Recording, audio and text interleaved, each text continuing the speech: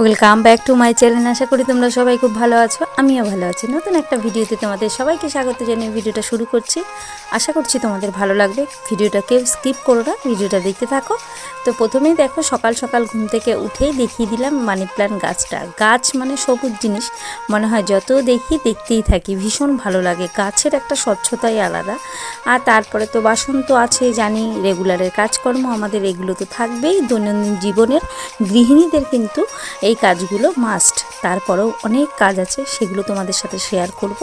একটু গরম জল খেয়ে নিলাম। আর তোমরা তো আগের দিনের ভিডিওতে দেখতে পেয়েছো যে আমার মা, দাদা, বৌদি সবাই এসছে। তো প্রথমেই ছেলেকে একটু জল দিয়ে দিলাম, ও চলে গেল একটু মাঠে। তো প্রত্যেকদিন সকালবেলা ও একটু মাঠে দৌড়াদৌড়ি করে। আর এদিকে বিছানাটা বৌদি তুলে নিয়েছিল। তারপরে বৌদি বললো ঝাঁটাটা খুলে গেছে, তো তুমি একটুখানি বেঁধে দাও। তো সেই ঝাঁটাটা বেঁধে দিলাম।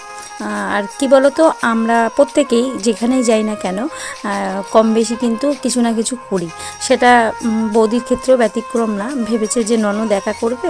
তো আমার বাবার বাড়িতে গেলেও আমাদের এই বন্ডিংটা আছে যে ও একা করবে বা রান্না ও করে। আমি সত্যি কথা, আমি যখন ওখানে যাই মনে হয় রান্নাটা ও করুক, আদার্স কাজগুলো আমি করবো, কেন বাড়িতে তো রান্না করেই খাই। তো ও চেষ্টা করে, মিথ্যা কথা বলবো না, বৌদি সবসময়ের জন্য চেষ্টা করে যে রান্নাটাও করে, খাবার দেওয়া থোয়া এই সমস্ত কাজ। আর টুকিটাকি যাই হোক আমি সামলানোর চেষ্টা করি। আর তারপরে চলে এসেছি, দেখো বাসি কাজ সেরে স্নান করে এদিকে ভাতের জল বসিয়ে দিলাম। তো সকালে প্রথমে অল্প করে ভাত করছি, সেটা কারণ আছে। তো তোমরা ভিডিওটা দেখলেই জানতে পারবে। তারপরে বসিয়ে দিলাম চা। তো তোমরা সাথে থাকো, ভিডিওটা দেখতে থাকো।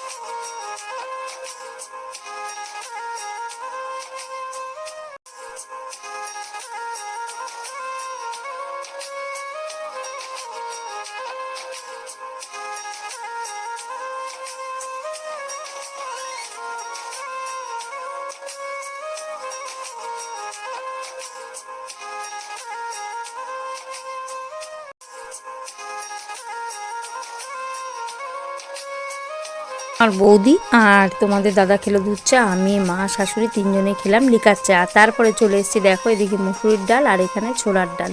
তো তোমাদেরকে বললামই যে সকালবেলা অল্প ভাত করেছি, সেটা হচ্ছে সকালবেলা বৌদি আর ভাইবেটি যারাই আছে সবাই একটু লুচি খাবে। তো সকালবেলা এই কারণে অল্প করে ভাত করে নিয়েছি, তোমাদের দাদা খেয়ে যাবে তার জন্য। আর ছোলার ডাল বানিয়েছি। তো সকালবেলা টিফিন আজকে লুচি আর ছোলার ডাল ওদের জন্য।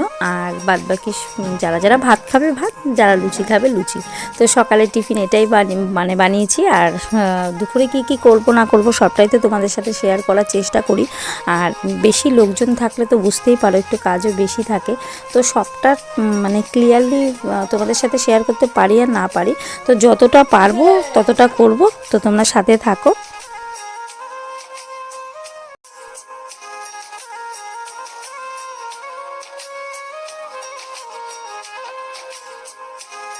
আর দেখো রান্না করেছিলাম আজকে ডাল, বাঁধাকপি, পাঁপড় ভাজা, চাটনি আর করেছিলাম মাংস।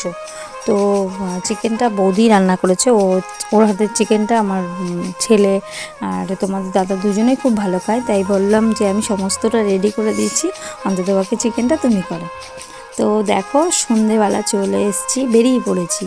আর আমাদের এখানে পানিহাটিতে মেলা উৎসব হচ্ছে, সোদপুর পানিহাটিতে বহু বড় একটা উৎসব। তো এটা মানে মিলন মেলা, মেলা মানেই তো মিলন, সবার সঙ্গে সবাই একসাথে দেখা হওয়া, কথা হওয়া, ঘুরতে যাওয়া। তো এখানে প্রত্যেক দিন কেউ না কেউ আসে, মানে গায়ক নায়ক যাই হোক কেউ না কেউ আসে। প্রচুর বড় মেলাটা হয়।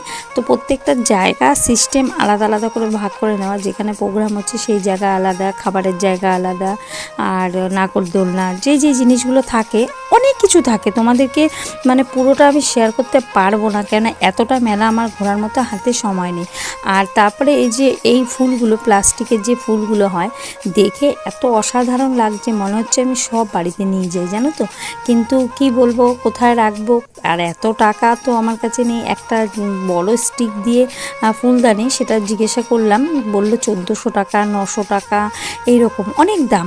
তো আমার সাধ্যের মতো যেটা হয়েছে আমি সেটাই নেওয়ার চেষ্টা করেছিলাম। আর তারপরে এখানেও বিভিন্ন ধরনের আচার, তো নাগরদোলনা তো দেখতেই পাচ্ছ, মেলা এগুলো। আর এই জিনিসটা দেখো, বাচ্চাদের জন্য যেমন পার্কে সমস্ত কিছু থাকে, এই ছোট কিন্তু এগুলো বেলুন না, বল, ছোট ছোট বল দিয়ে দিয়েছে, একটু পার্ক টাইপের, একটা টিকিট কেটে বাচ্চারা এখানে গিয়ে খুব আনন্দ করবে। তো সেরকম একটা ছোট্ট জায়গা ওরা বানিয়েছে। আর তারপরে চলে এসেছি বই মেলা। তো বইয়ের যে মানে স্টল থাকে সেরকম পুরো বই, একটা না অনেকগুলো দোকান। তো এখানে ঢোকার কারণ আছে, গেল বছরও আমি এখানে এসেছিলাম।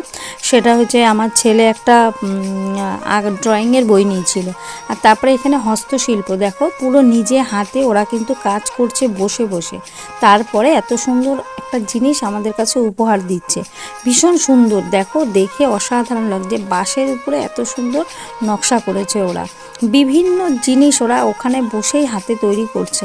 তারপরে এগুলো আসল গাছ, সেটাও একটু দেখলাম, বিক্রি করার জন্যই কিন্তু এখানে নিয়ে এসে বসেছে ওরা। ভালো লাগছিল বেশ, বিভিন্ন ধরনের গাছ। আর এখানে চলে এসেছি, প্রোগ্রাম হচ্ছে।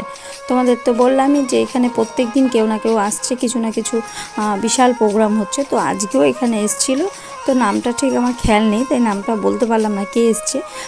যেহেতু আমি খুব বেশি সময় থাকিনি, জানোই বাড়িতে লোকজন আসলে তাদের একটা পরিষেবা দেওয়ার ব্যাপার থাকে, তাড়াতাড়ি বাড়িতে চলে আসতে হবে, সেরকম একটা তাড়া থাকে।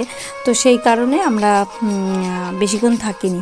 আর তোমাদের সেই দিনের ভিডিওটা আর কন্টিনিউ করতে পারিনি, বাড়িতে এসে অনেক রাত হয়ে গেছে, খাওয়া দাওয়া করে শুয়ে পড়েছিলাম। তো পরের দিন একদম বিকেলবেলা আসলাম, আমার বৌদি, মা, দাদা চলে গেছিলো আগেই, আর দাদার ছেলে সবাই ওরা চলে যাচ্ছে।